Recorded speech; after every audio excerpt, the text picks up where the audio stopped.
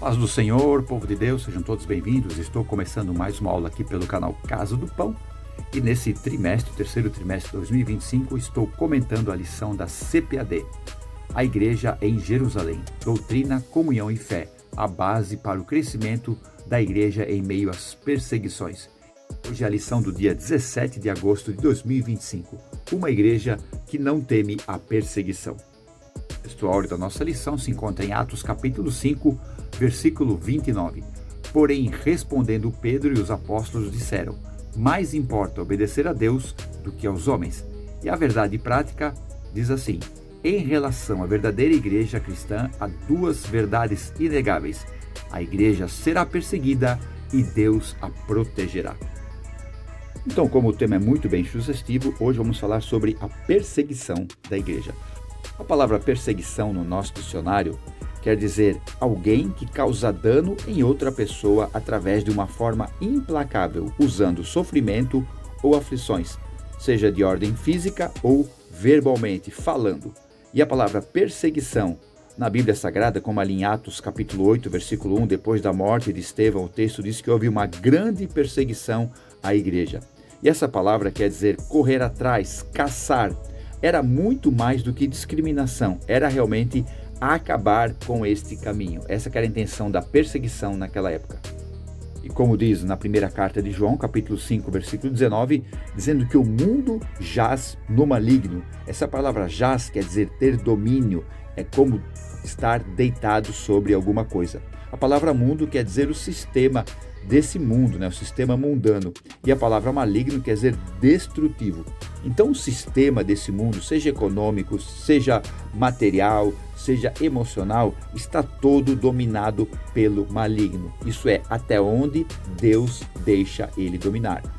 Então, quando ele domina esse sistema, ele não quer que o reino avance, o reino de Deus avance, que o evangelho seja pregado. Por isso que ele usa da perseguição. E hoje vamos comentar esse texto, O texto de Atos capítulo 5, houve onde ali uma perseguição da igreja. Tópico 1 da nossa lição, a igreja perseguida. E a parte 1 do tópico 1, os perseguidos. Atos capítulo 5 revela que os primeiros perseguidores da igreja foram os líderes religiosos judaicos. Na verdade, essa perseguição começou já no ministério de Jesus. Já lá em Nazaré, na sinagoga de Nazaré, ele já começou a ser perseguido, quando ele disse que a palavra estava se cumprindo, ali quando disse na questão de Isaías: hoje se cumpriu essa palavra aos vossos ouvidos. Ali já começou a ser perseguido. E depois, quando Jesus se tornou conhecido nacionalmente, a grande liderança judaica começava a ficar preocupada com esse líder que levava muitas pessoas a segui-lo. Logo, essa perseguição também se estendeu para os discípulos, para os apóstolos de Jesus, assim que Jesus foi aos céus. Posteriormente, o Império Romano continuou a perseguir a igreja. Isso durou mais de 300 anos, até o ano 330 depois de Cristo, quando o imperador Constantino deu liberdade de culto para todas as religiões e, posteriormente, o cristianismo se tornou a religião oficial de Roma. Parte 2 do tópico 1, esferas de perseguição. Então, são duas áreas de atuação dessa perseguição, a área religiosa e a área política. Na área religiosa, os judeus, os líderes judeus, o Sinédrio, não aceitava Jesus de Nazaré como o Messias esperado. Primeiro, porque não criam que seu grande líder esperado era um homem simples e humilde, vindo numa pequena cidade da Galileia, Nazaré. E segundo, porque realmente sabiam que Jesus poderia ocupar o lugar deles na liderança de Israel, e eles perderiam o seu cargo de confiança, o seu poder e, claro, o seu conforto e a sua segurança, porque na verdade eles apacentavam a si mesmo. Algum fato com hoje em dia é mera coincidência. E a perseguição também era política, porque Roma deixava os líderes judaicos exercerem seu domínio sobre a população, desde que não houvesse agitação popular, que seria controlado pelos religiosos. Mas, assim que Jesus apareceu e ficou famoso no âmbito nacional, muita agitação trouxe a Israel. Então, Os líderes judaicos ficaram preocupados, mas não por Jesus, mais do que os líderes romanos tirassem eles do poder. Então essa que era a grande preocupação deles. Por isso que a perseguição era religiosa, porque Jesus ia acabar com o status quo deles, e política, porque iam perder o seu conforto. Ah, quem dera que Jesus voltasse hoje em dia.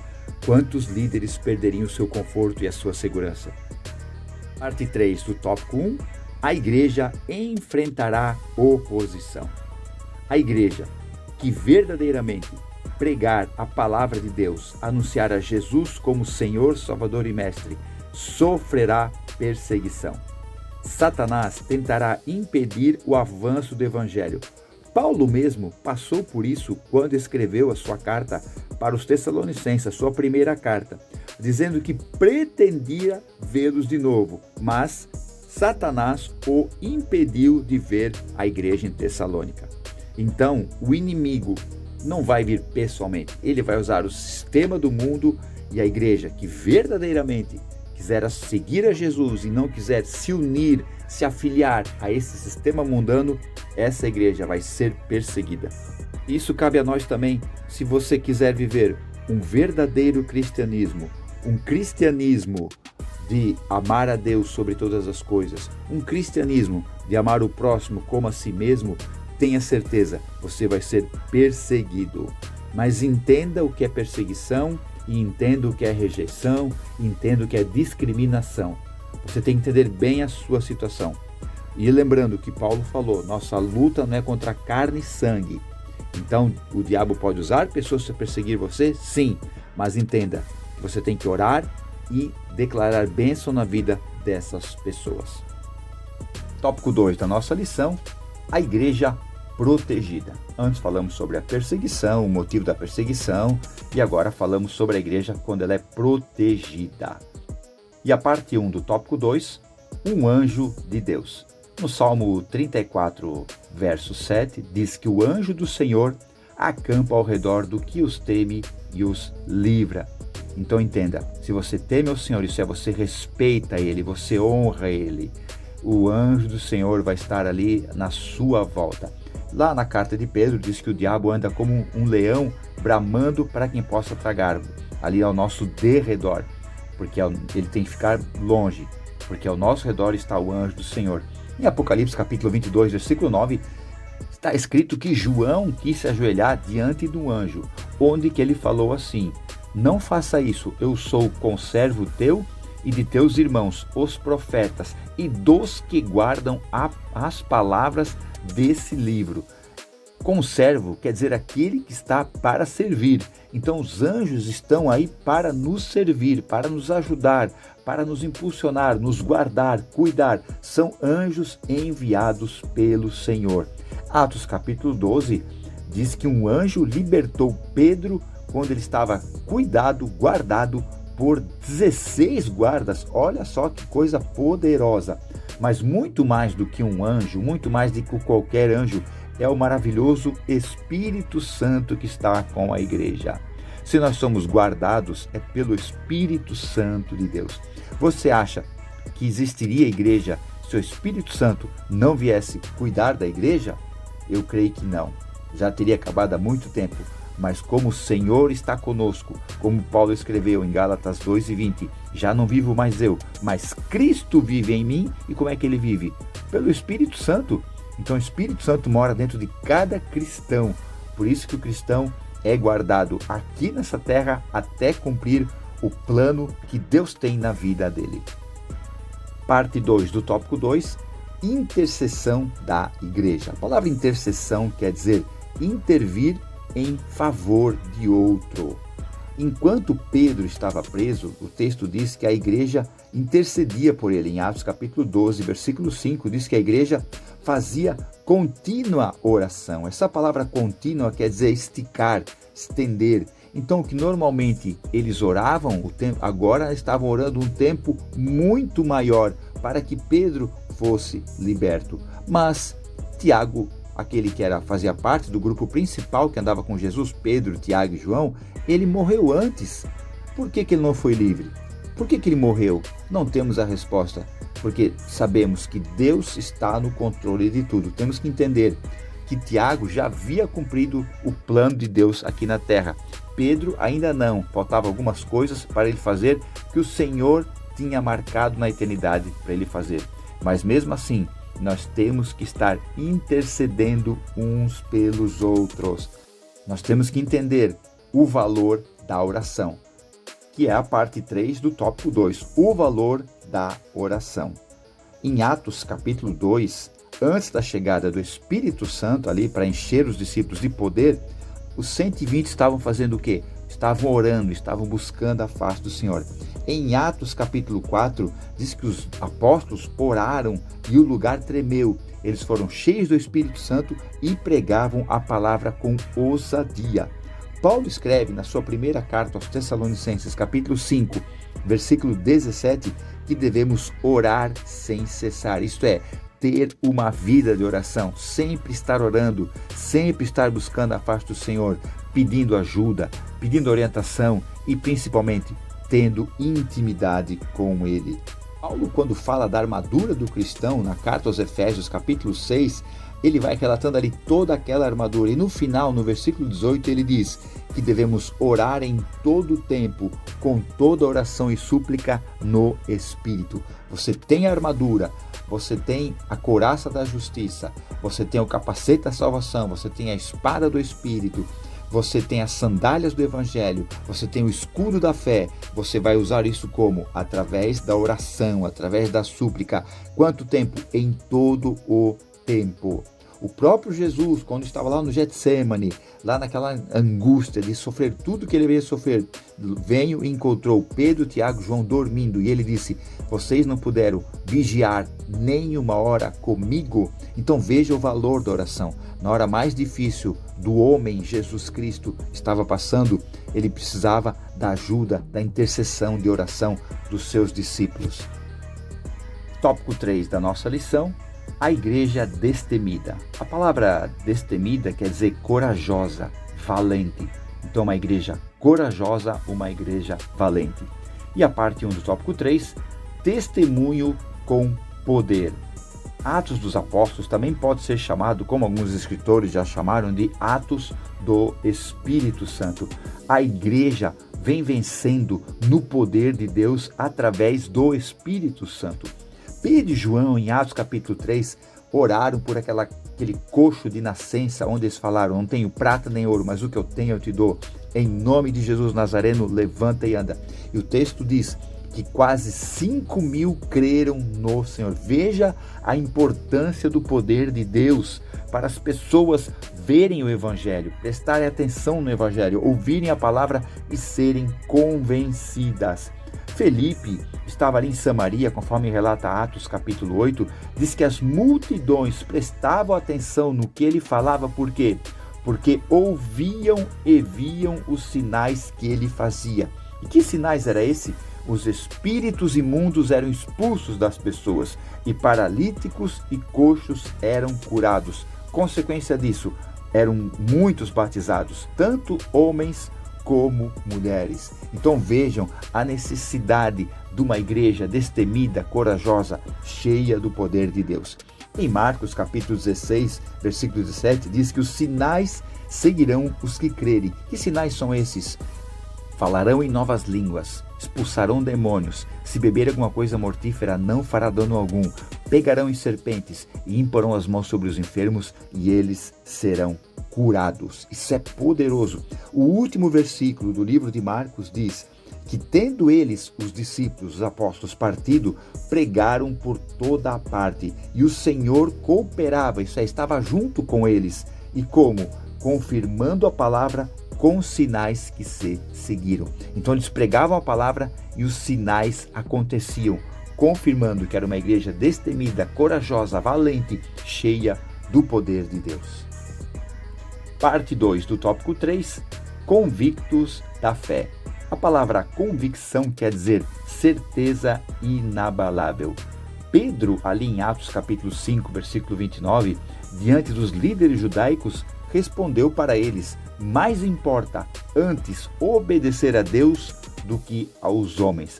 Essa palavra importa quer dizer deve ser feito, algo inegociável. E a palavra obedecer quer dizer ser persuadido por uma autoridade. Isso é, fazer o que o líder está mandando. Então, a igreja, no primeiro século, tinha uma convicção de fé inabalável. Não se importavam em morrer por Jesus Cristo. Para eles, como Paulo escreveu, para mim a morte é lucro, porque vou me encontrar com o Senhor. Os cristãos não tinham medo da morte. A perseguição veio, a luta veio muitos problemas. Mas quanto mais problemas eles tinham, mais eles tinham do Senhor, mais eles eram cheios do Espírito Santo, mais eles enfrentavam a perseguição com ousadia. Por quê? Porque eles tinham convicção da fé que eles viviam. Concluindo a nossa lição, hoje falamos sobre a perseguição da igreja. Como falamos aqui, foram momentos muito difíceis que os primeiros cristãos passaram ao longo dos primeiros séculos. Mas a igreja no mundo ainda encontra muita resistência e muita perseguição em vários países. Segundo a organização cristã Portas Abertas, que relata a perseguição que ocorre nas igrejas no mundo, os 10 países que mais têm perseguição contra as igrejas cristãs são, em ordem decrescente, 10º lugar, Afeganistão, 9º, Irã, 8º, Paquistão, 9º, Nigéria, 6º, Eritreia, 5º, Sudão, 4º, Líbia, 3º, Iêmen, 2º, Somália, e o país que mais tem perseguição contra os cristãos é a Coreia do Norte. E ainda, segundo o site Portas Abertas, uma organização cristã de ajuda aos cristãos perseguidos, relata que mais de 365 milhões de cristãos sofrem altos níveis de perseguição e são discriminados pela sua fé. Onde que nesses 10 países que eu citei, muitos deles que se convertem do islamismo para o cristianismo, isso é visto como um crime grave, muitas vezes punido por pena de morte, prisão perpétua. Em lugares como Irã, Coreia do Norte, Somália, Afeganistão, um cristão que for descoberto pode ser morto instantaneamente ou enviado para campos de trabalhos forçados. E há uma vigilância terrível contra os cristãos, onde espiões, vizinhos e até mesmo membros da própria família são incentivados a delatar essas pessoas que têm alguma atividade religiosa não sancionada pelo governo. Praticar a fé em segredo é extremamente perigoso. Ter posse de uma Bíblia pode levar a severas punições. Já em países como a Nigéria, Somália e Iêmen, a perseguição é impulsionada por grupos islâmicos militantes ou por milícias. Eles realizam ataques violentos, incluindo massacres, sequestros, estupros, destruição de igrejas e vilarejos. O objetivo é aterrorizar e eliminar a presença cristã. E no Paquistão e em outras nações da maioria islâmica, a lei diz que é uma blasfêmia usar qualquer artefato cristão, quanto mais andar com uma Bíblia. Aqueles que se convertem podem ser expulsos de casa, ter herança negada ou ser forçado a casar-se com muçulmanos ou ter a custódia dos filhos tirada. A perseguição é multifacetada e se manifesta de várias maneiras, mas o objetivo final é sempre o mesmo: erradicar a fé cristã através do medo, violência e supressão de direitos e liberdades. Você entender como é a perseguição nos países onde o cristianismo é proibido, aqui 3 testemunhos de pessoas que se converteram ao cristianismo. Na Coreia do Norte, um dos relatos mais impressionantes é da prisioneira 42, uma cristã norte-coreana enviada para a prisão e posteriormente para um campo de reeducação. Ela relata que seu nome foi tirado e substituído pelo número 42. Em interrogatórios diários, ela era agredida e chutada. As agressões nas orelhas eram as piores e causavam dor por dias. Em um dos relatos, os guardas torturaram sua própria mãe na frente dela, a ponto de a filha não a reconhecer mais. Ela conta que o lugar onde vivia era insuportável, uma cela tão pequena que mal conseguia deitar-se e onde era tratada como menos que um animal. Em Somália, há um relato no cristão chamado Roble, que ilustra bem a violência que era enfrentada por aqueles que abandonam o islamismo e vão para o cristianismo. Após ser hostilizado no trabalho e fugir para outra cidade, ele continuou a evangelizar. Foi denunciado e preso junto com seu irmão, que também havia se convertido. Os dois foram jogados em covas separadas, cheias de cadáveres, e ali ficaram por vários dias sem comida, Roble foi poupar de ser morto porque os extremistas o consideravam louco, mas o seu irmão foi assassinado.